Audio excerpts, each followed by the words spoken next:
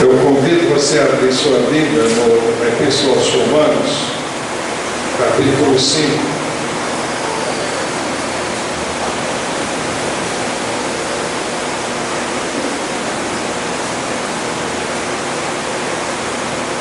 Nós vamos ler os versos 6 a 11.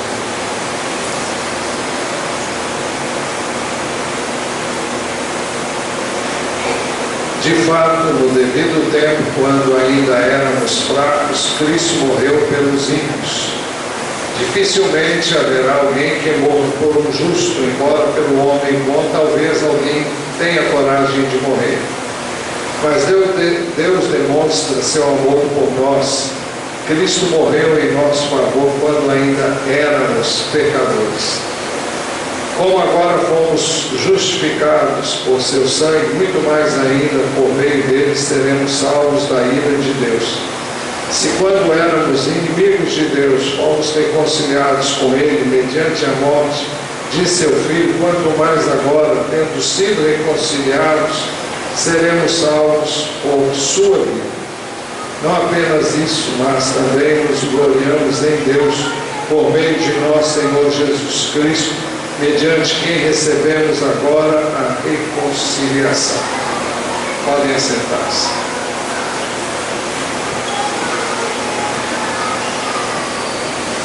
No último domingo nós vimos os benefícios da justificação pela fé.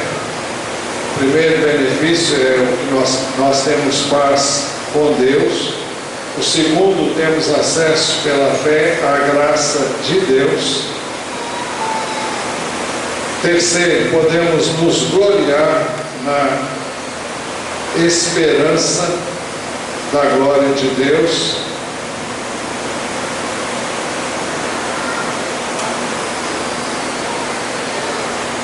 Quarto, podemos nos gloriar nas tribulações. E podemos nos gloriar nas tribulações, primeiro, porque a tribulação produz a perseverança. Segundo, porque a perseverança produz um caráter aprovado. Terceiro, porque o caráter aprovado produz a esperança. E em quarto lugar, porque a esperança não nos decepciona. Isso por uma razão, porque Deus derramou seu amor em nossos corações por meio do Espírito Santo. O verso 5 diz assim: a esperança não nos decepciona, porque Deus derramou o seu amor em nossos corações por meio do Espírito Santo que Ele nos concedeu. Assim, Romanos 5, de 1 a 5, termina falando sobre o amor. E esse é o tema dos versos que nós lemos há pouco, os versos 6 a 11.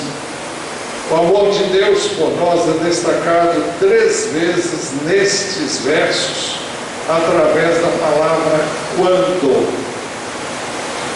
O primeiro destaque que queremos fazer é que Cristo morreu por nós quando ainda éramos fracos. Cristo morreu por nós quando ainda éramos fracos. O texto diz assim: de fato, no devido tempo, quando ainda éramos fracos, Cristo morreu pelos ímpios. Quando? Essa palavra tem o sentido de enquanto. Cristo morreu por nós enquanto ainda éramos fracos.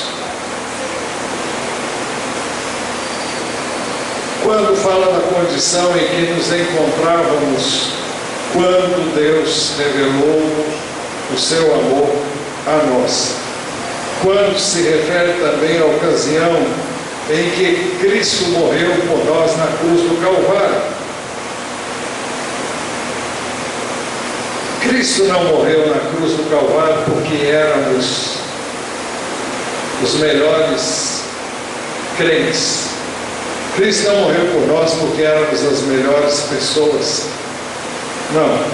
Cristo morreu por nós quando ainda éramos fracos. Então, quando se refere à ocasião em que Cristo morreu, Primeiro, nenhum de nós havia nascido ainda, os que aqui estamos. Ele já tinha morrido por nós. Segundo, essa palavra quando refere-se ao momento quando nós recebemos o entendimento para crer no que ele já havia feito. Então, Cristo morreu por nós quando ainda éramos fracos. Fracos, qual o significado dessa palavra em relação ao pecado? Em Romanos 6,19, o apóstolo diz assim: falo isso em termos humanos, por causa das suas limitações humanas. Mas uma tradução literal diz assim: falo como homem, por causa da fraqueza da vossa carne. Romanos 8,3 diz assim: porque aquilo que a lei for incapaz de fazer por estar enfraquecida pela carne.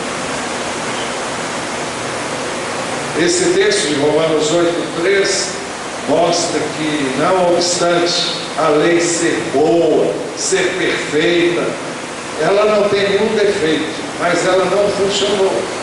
Por que não funcionou? Porque a lei foi incapaz de ser cumprida em nós.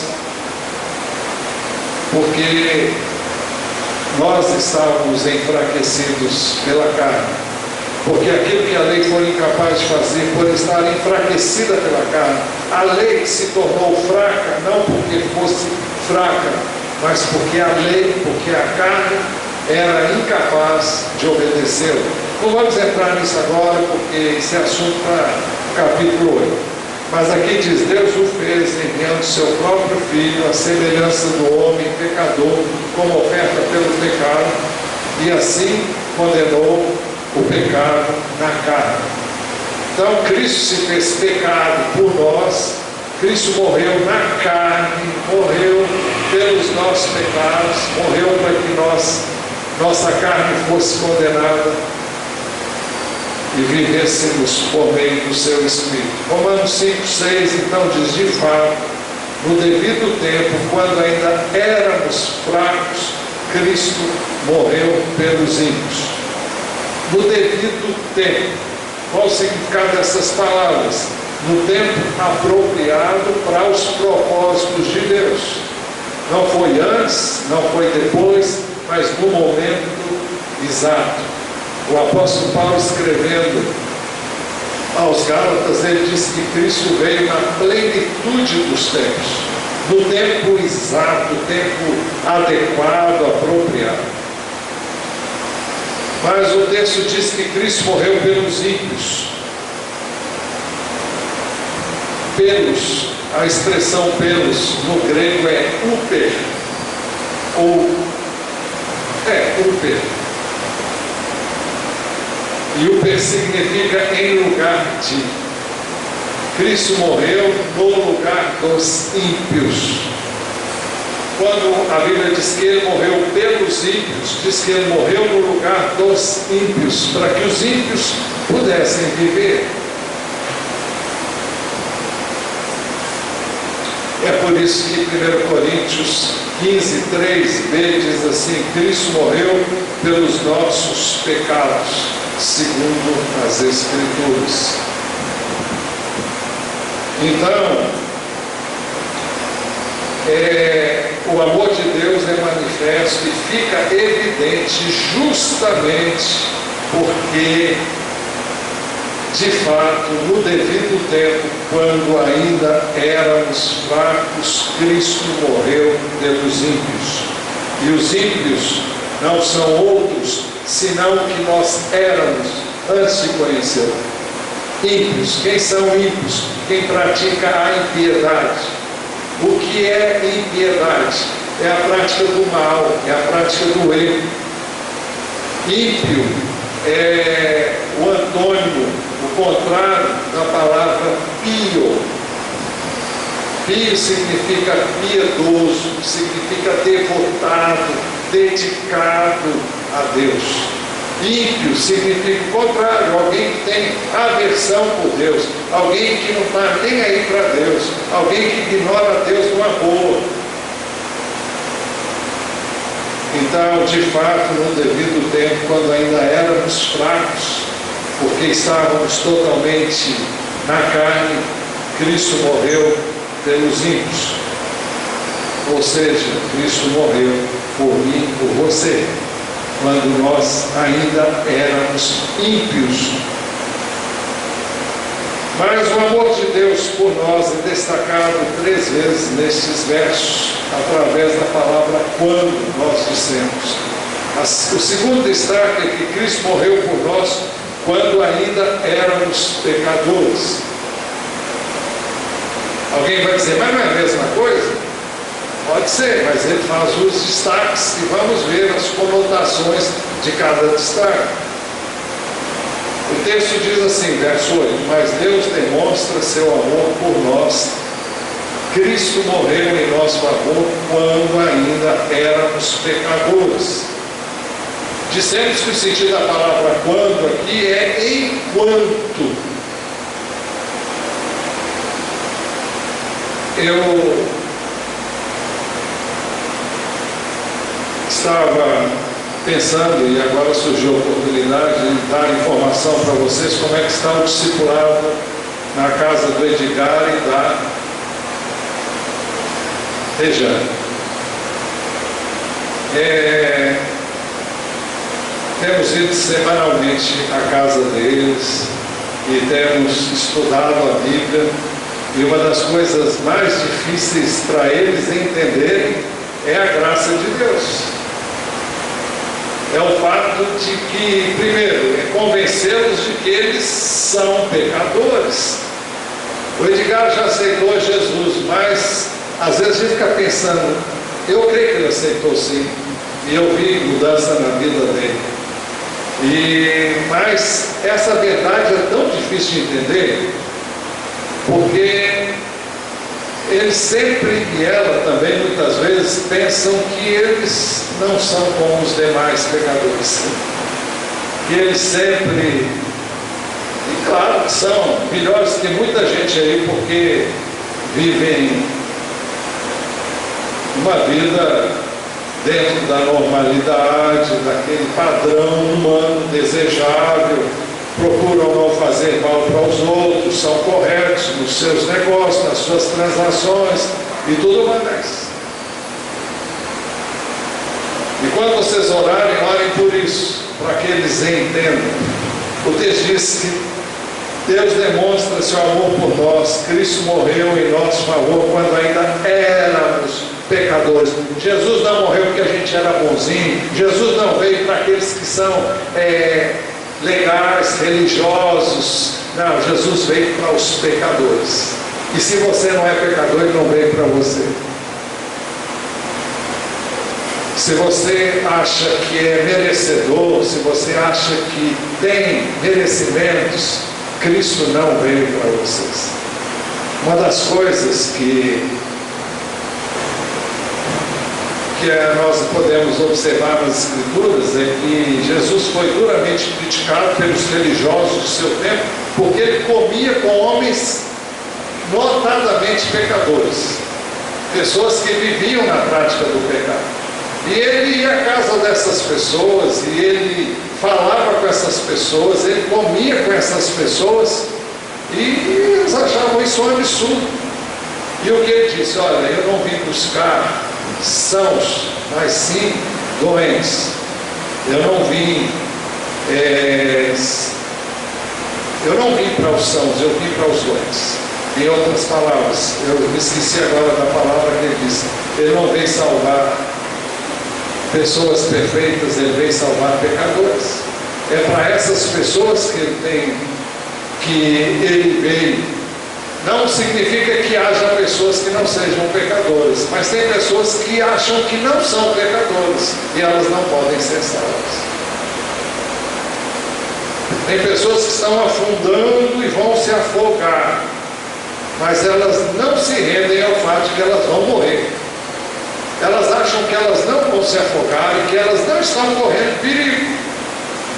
E de repente elas vão se afundar e não vão ter volta. Jesus não pode estender a mão e salvar alguém que acha que não é pecador. Alguém que acha que não precisa de salvação, porque, afinal de contas, ele não é como os demais pecadores.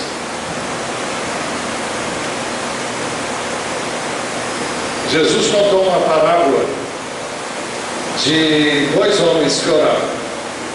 Um dizia: Senhor, eu te dou graças porque eu não sou como os demais pecadores. Eu dou o dízimo de tudo, e eu faço isso, e eu faço e aconteço. Aí se vê um outro, e um publicano, e bateu no peito e disse: Senhor, tem misericórdia de mim, pecador. E Jesus disse que aquele que foi e pediu misericórdia porque é pecador, esse teve a sua oração ouvida, o outro não. Saiu dali justificado. Agora o outro não. Saiu dali como justo.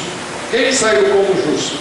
O que disse que era um religioso legal, porque cumpria determinados requisitos da lei? Não, aquele que diz: olha, não estou com nada, sou pobre, miserável, necessitado e carente. Esse saiu como justo. O outro continuou pecador e ficou perdido.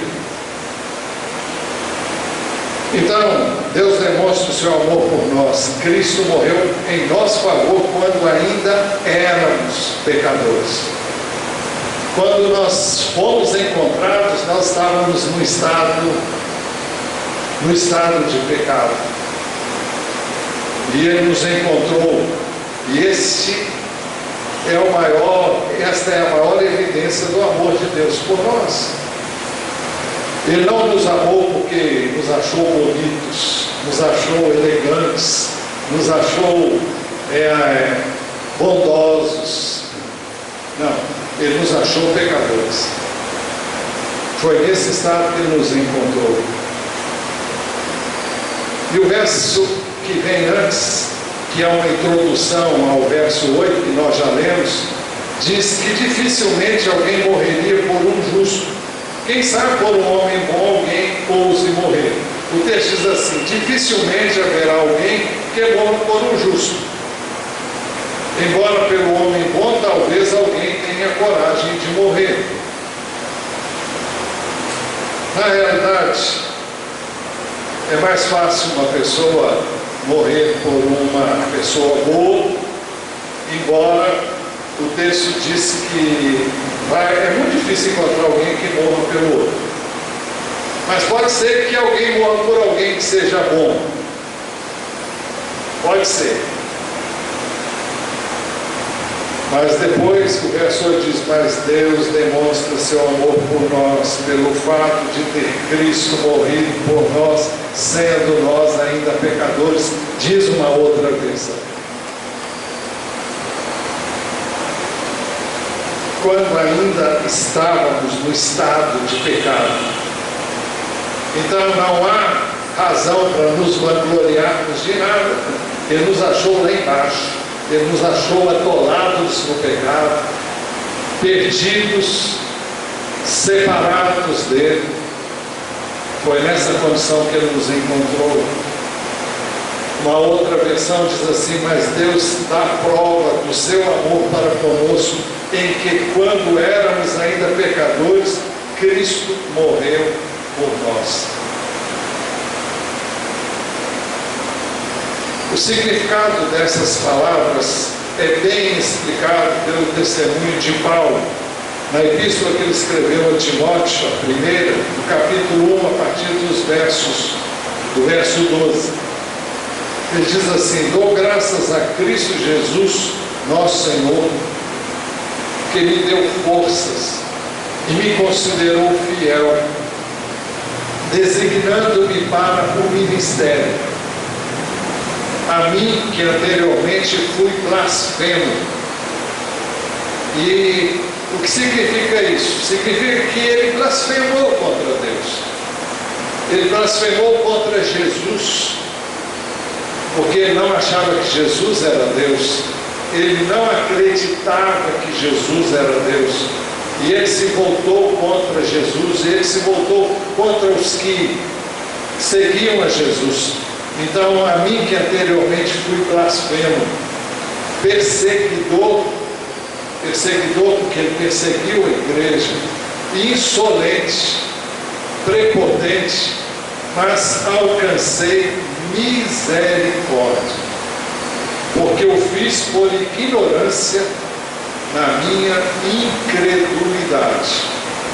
Contudo, a graça de nosso Senhor transbordou sobre mim com a fé e o amor que estão em Cristo Jesus. Observe que ele diz que a fé e o amor que estão em Cristo Jesus. Muitas vezes eu tenho dito aqui que eu e você não temos fé. A fé é um dom de Deus. Por isso que ele diz, com a fé e o amor que estão em Cristo Jesus. Essa afirmação é fiel e digna de toda aceitação. Cristo Jesus veio ao mundo para salvar os pecadores, dos quais eu sou o pior. Mas por isso mesmo alcancei misericórdia, para que em mim, o pior dos pecadores, Cristo Jesus demonstrasse toda a grandeza da sua paciência, usando-me como um exemplo para aqueles que nele haveriam de crer para a vida eterna. Então ele diz, olha, se Deus fez isso comigo, ele pode fazer com qualquer um, porque eu me levantei contra ele, eu persegui os que eram dele, eu blasfemei contra ele, e ele me salvou, ele me amou, ele se revelou a mim, me buscou, me achou, me encontrou, foi atrás de mim.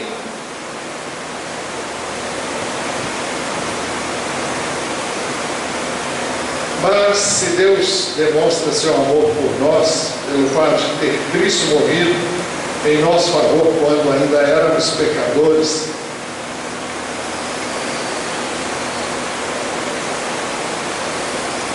como nós fomos justificados por seu sangue, também por meio do seu sangue seremos salvos da ira de Deus.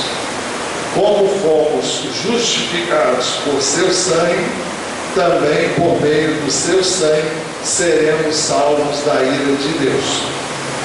O texto diz exatamente assim: como agora fomos justificados por seu sangue, muito mais ainda por meio dele, isto é, por meio do seu sangue, seremos salvos da ira de Deus.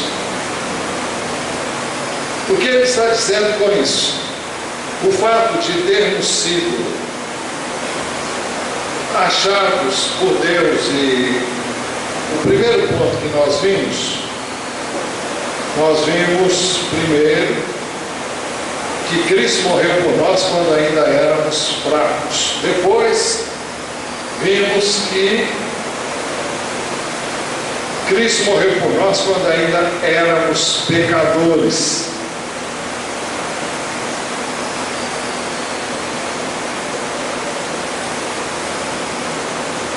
Quando ele morreu por nós, ele derramou o seu sangue. E nós fomos justificados através do seu sangue. Para que eu pudesse ser salvo, para que você pudesse ser salvo, Cristo derramou o seu sangue. Cristo deu a vida por mim e por você. Ou seja, ele morreu no nosso lugar. Ele sofreu a condenação que eu e você deveríamos sofrer. Muito bem, isso foi através do seu sangue. É por isso que a Bíblia diz que o sangue de Jesus, seu Filho, o Filho de Deus, nos purifica de todo pecado. Então, como fomos justificados por seu sangue, também por meio do seu sangue seremos salvos da ira de Deus. Que ira é essa que ele está falando? Ele diz que nós já fomos justificados. E ser justificado significa ser salvos. E como é que ele está falando de seremos salvos da ira de Deus? O que significa isso? Quando eu e você fomos achados por Jesus, nós somos salvos aonde? Nós somos salvos no nosso espírito. Nós nos tornamos nova criação e desde então a nossa mente vem sendo renovada pelo Espírito de Deus que habita em nós. À medida que vamos conhecendo a palavra de Deus, Ele vai revelando essa palavra e a nossa mente vai sendo transformada para que o Espírito de Deus encontre liberdade de manifestar a vida que recebemos dele. Muito bem, essa salvação é verdadeira, é real, mas ele fala de um dia de ira. Que dia é esse? Apocalipse, capítulo 6, 15 a 17, descreve esse dia. O texto diz assim: então os reis da terra, os príncipes, os generais, os ricos, os poderosos, todos, escravos e livres, esconderam-se em cavernas e entre as rochas das montanhas. Eles gritavam às montanhas e às rochas: caiam sobre nós e escondam-nos da face daquele que está sentado no trono e da ira do Cordeiro. Pois chegou o grande dia da ira deles, e quem poderá suportar?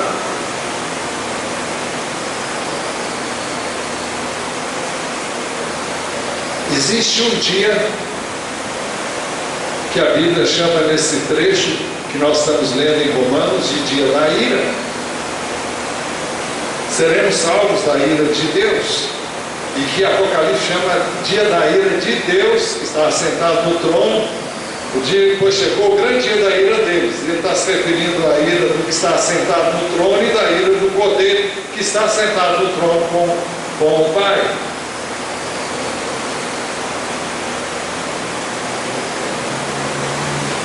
Hoje, no grupo de discipulado, nós estávamos vendo o fato de que a Páscoa era um rito que era celebrado pelos judeus para comemorar a libertação do domínio do Egito, do domínio da escravidão, do domínio... são 3 níveis, eu esqueci deles, mas do domínio do Egito, que caracteriza o mundo, de Faraó, que caracteriza o diabo, e da escravidão, que caracteriza o pecado, no nosso caso. E nós vimos também que a Páscoa não tem mais razão de ser, porque Jesus é a nossa Páscoa. E Jesus é o Cordeiro da Páscoa, não é o coelhinho da Páscoa, é o Cordeiro da Páscoa, não é? Então Jesus é o Cordeiro de Deus, é o Cordeiro pascal, segundo a palavra de Deus. E quando nós celebramos a Páscoa, que foi instituída no lugar da Páscoa, porque Jesus é a nossa Páscoa, e em Jesus a Páscoa se cumpriu.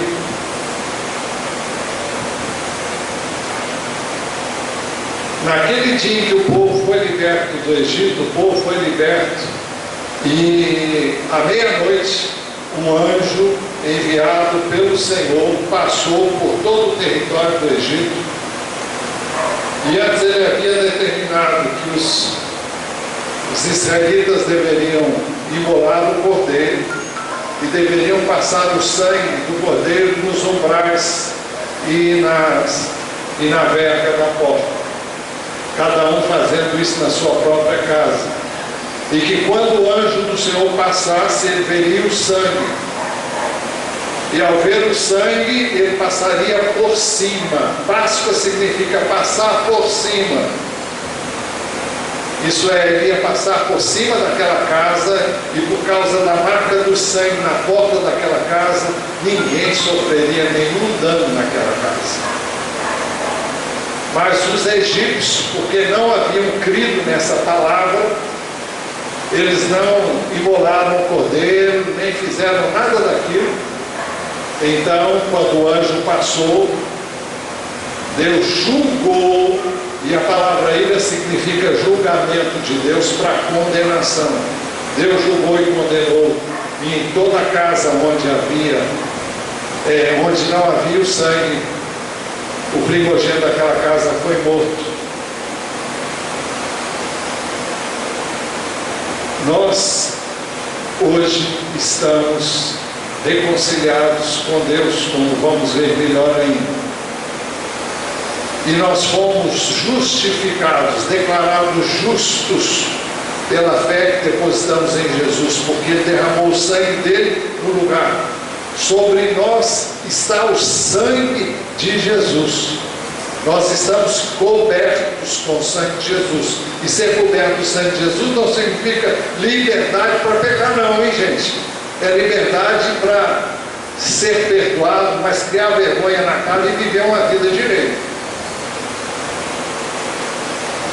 A cobertura do sangue não é para safadeza, não. Se alguém fizer, a Bíblia diz que isso é pisar no sangue de Jesus. Isso é pisar ultrajar o Espírito da graça. Então isso não tem coerência alguma com uma vida que realmente encontrou Jesus. Mas então vai haver esse dia. E esse dia, quando isso acontecer, eu não tenho nenhuma dúvida que isso não vai acontecer com o povo de Deus. O povo de Deus está preparado.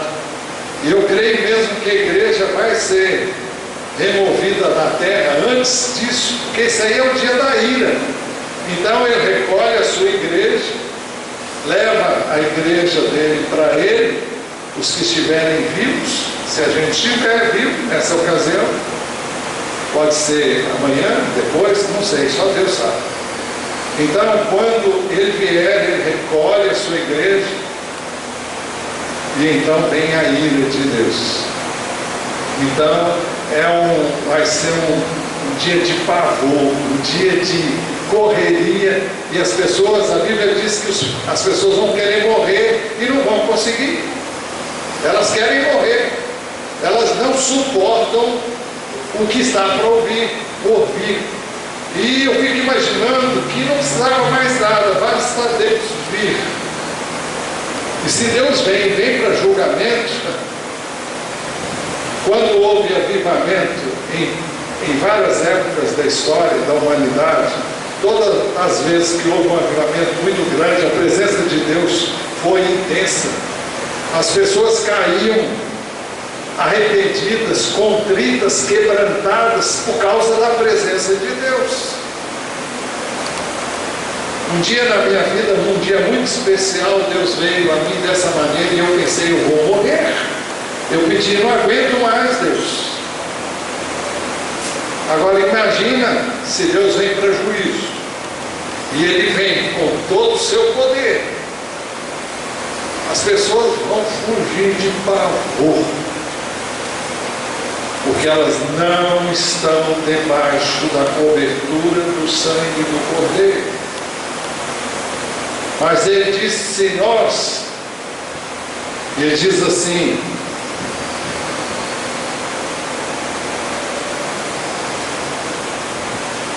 como agora fomos justificados por seu sangue, muito mais ainda por meio dele, o mesmo sangue, seremos salvos da ira de Deus. Esse dia não vai nos atingir, esse dia não vai nos afetar, mas que ele vem, com toda certeza vem. O amor de Deus por nós é destacado 3 vezes nestes versos, através da palavra quando. E o terceiro destaque da palavra quando é que quando éramos inimigos de Deus, fomos reconciliados com Ele mediante a morte do seu Filho. O texto diz: se quando éramos inimigos de Deus, fomos reconciliados com Ele mediante a morte do seu Filho, mais uma vez vem a ênfase de quando éramos inimigos de Deus. Quem é que se fez inimigo? Deus se fez inimigo de nós ou nós nos fizemos inimigos de Deus? Fomos nós. Deus nunca se fez inimigo nosso. Nós é que nos fizemos inimigos dele. Precisamos dizer então que Deus nunca foi inimigo do homem. O homem é que se fez inimigo de Deus. Isso aconteceu sempre, desde o Éden. Quando o homem pecou, ele fugiu de Deus. Deus veio encontrá-lo e ele se escondeu. É o homem fugindo da presença de Deus. É o homem se escondendo de Deus. É o homem temeroso do que pode lhe acontecer porque ele desobedeceu, porque ele transgrediu a vontade de Deus, porque ele sabe que está errado, está fazendo algo que Deus não quer que ele faça, não está fazendo bem para ele, mas ele continua fazendo, então ele teme. Então o homem se tornou inimigo de Deus. Então o texto disse: quando éramos inimigos de Deus, fomos reconciliados. Se na condição de inimigos, de pessoas que vivíamos uma vida de inimizade com Deus, a Bíblia diz que aquele que ama o mundo se torna inimigo de Deus. Então a amizade com o mundo é inimizade com Deus. Quando nós escolhemos viver a nossa vida, fazer o que eu quero, ao invés de fazer aquilo que Deus quer, então eu me torno inimigo de Deus. Agora Deus não quer que eu faça a vontade dele por capricho, para tornar a minha vida mais difícil, muito pelo contrário. As suas orientações são para que eu tenha uma vida da melhor qualidade, para que eu usufrua do melhor de Deus. Agora, como eu não faço o dever de casa, como eu não busco obedecê-lo, então eu fujo dele, então eu me escondo dele, então eu me excluo dele. Ainda assim, ele veio ao meu encontro, ele veio ao nosso encontro e ele nos achou quando éramos inimigos dele. Nós éramos ímpios, nós éramos pecadores, nós éramos inimigos de Deus e ele nos achou nessa condição. Então o que ele fez? Ele nos reconciliou com ele.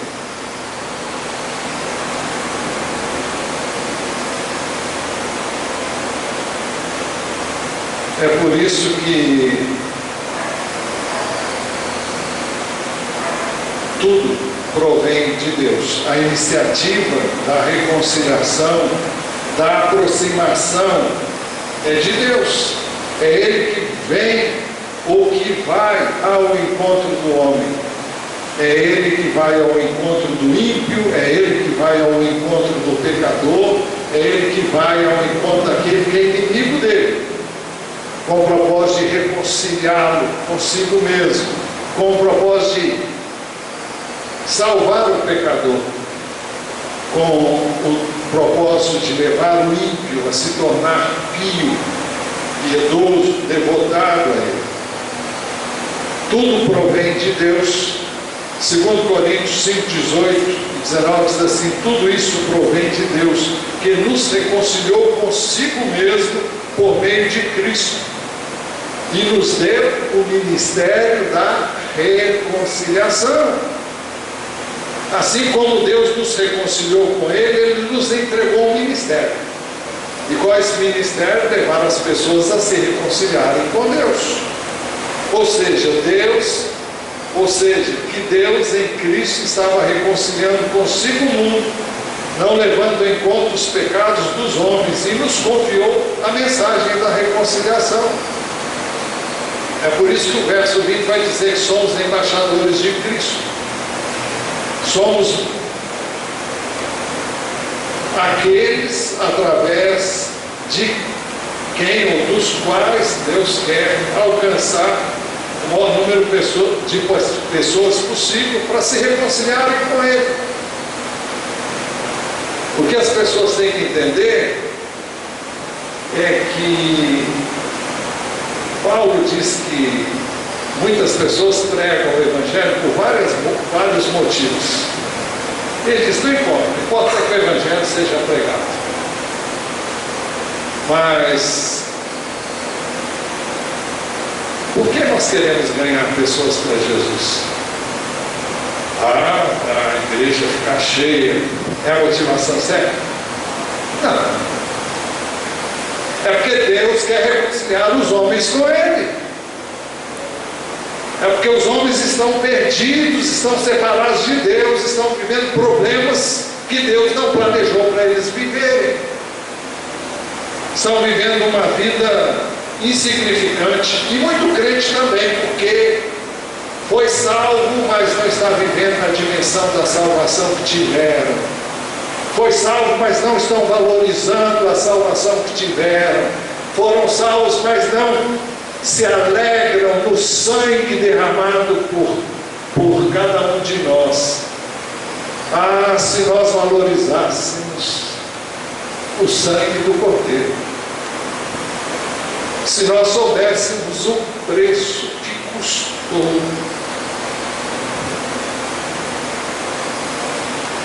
nós não viveríamos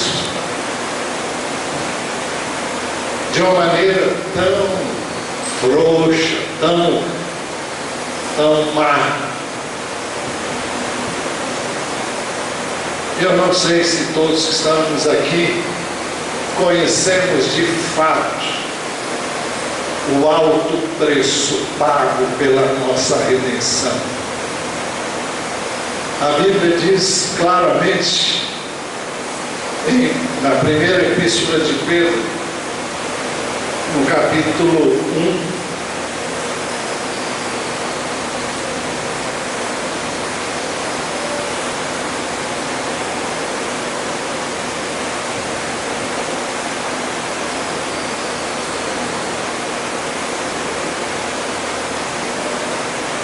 diz assim: portanto, estejam com a mente preparada, prontos para agir, estejam alertas e coloquem toda a esperança na graça que lhes será dada quando Jesus Cristo for revelado, quando Ele vier. Como filhos obedientes, não se deixem amoldar pelos maus desejos de outrora, quando viviam na ignorância. Mas assim como é santo aquele que o chamou, sejam santos vocês também em tudo que fizerem, pois está escrito: sejam santos, porque eu sou santo.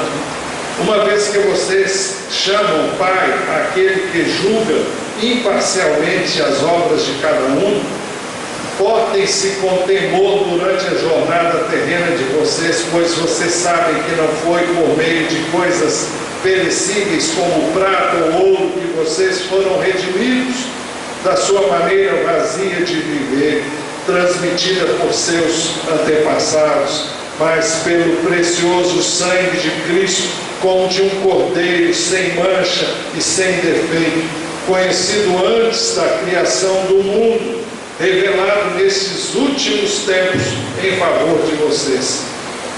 Por meio dele, vocês creem em Deus, que o ressuscitou dentre os mortos e o glorificou, de modo que a fé e a esperança de vocês estão em Deus. Então, não foi mediante coisas perecíveis como ouro, prata ou qualquer outra riqueza, mas nós fomos redimidos por meio do sangue de Jesus. Então, é algo para ser valorizado, é algo para ser realmente reconhecido. Então, diz o texto, ou seja, que Deus em Cristo estava reconciliando consigo o mundo, não levando em conta os pecados dos homens, e nos confiou a mensagem da reconciliação. E se Deus nos reconciliou com Ele quando éramos seus inimigos por meio da morte de seu Filho, Ele nos salvará por meio da vida do seu Filho. O texto diz: seremos salvos. É a salvação do futuro. Que salvação é essa? É a salvação do corpo.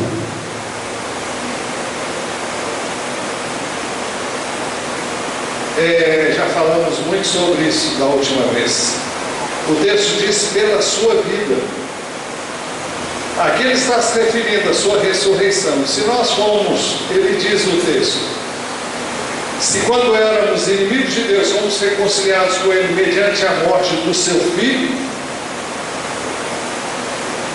quanto mais agora, tendo sido reconciliados, seremos salvos por sua vida.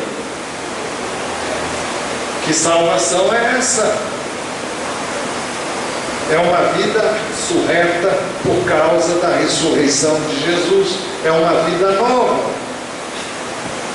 A vida de Jesus, do Cristo ressurreto, está à nossa disposição através do Espírito que nos foi dado. E fala também da ressurreição do nosso corpo, da mesma forma como Cristo foi ressuscitado. Se nós passarmos pela morte física, porque se Jesus vier e alguns dos que aqui estamos estivermos vivos, nós não passaremos pela morte, mas teremos um corpo novo. Muito bem, é essa salvação, é a salvação do corpo, é a transformação desse corpo, quer pela ressurreição semelhante a de Jesus, quer pela transformação do nosso corpo.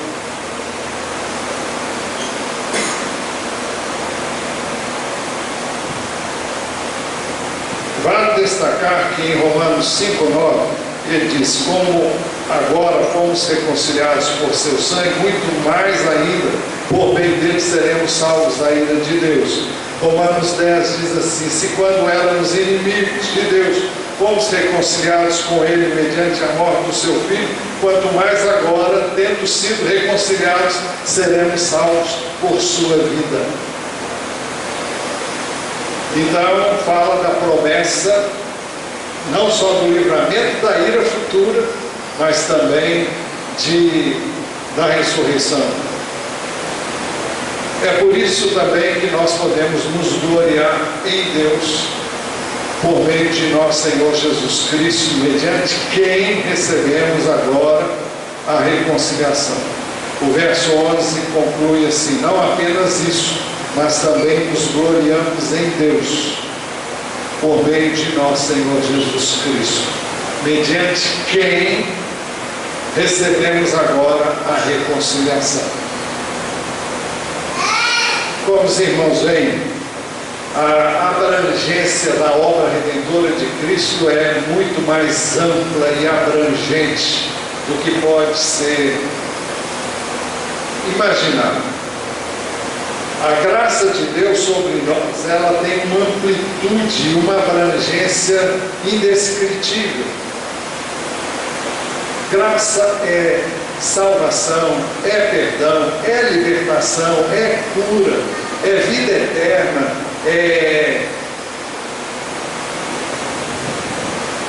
é um corpo novo, é uma vida ressurreta, é o Espírito de Deus vivendo em nós.